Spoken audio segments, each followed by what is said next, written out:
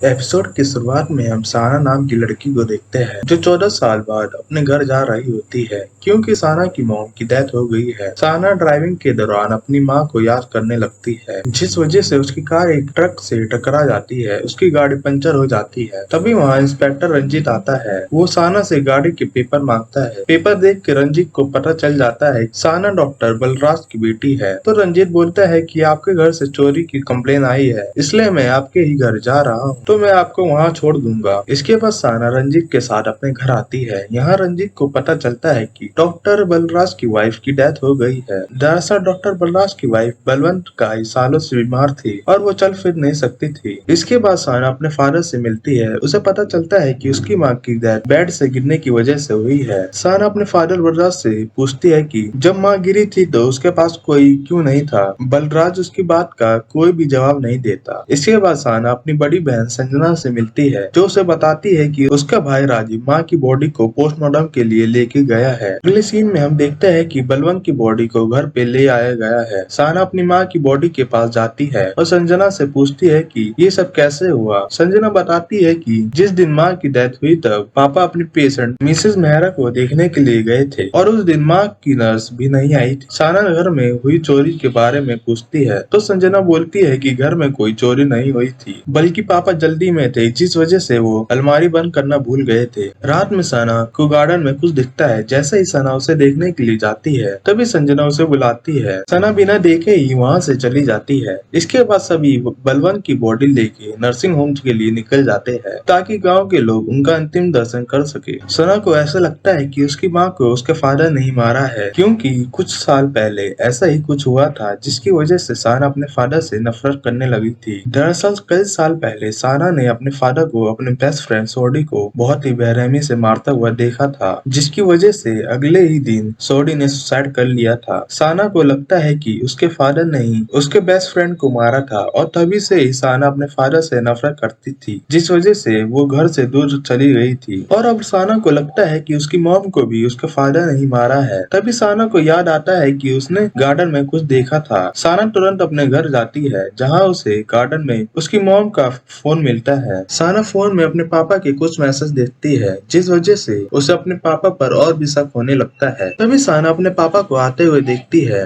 पापा को देख के साना घर में छुप जाती है। साना देखती है कि उसके पापा ठीक उसी जगह किसी चीज को लेके कहीं जा रहे हैं। साना अपने पापा का पीछा करती है और देखती है कि उसके पापा उस चीज को एक लेक में फेंक रहे हैं, यानी कि डॉक्टर बलराज ने ही कुछ किया है। इसी के साथ ये एपिसोड यहीं खत्म हो जाता है।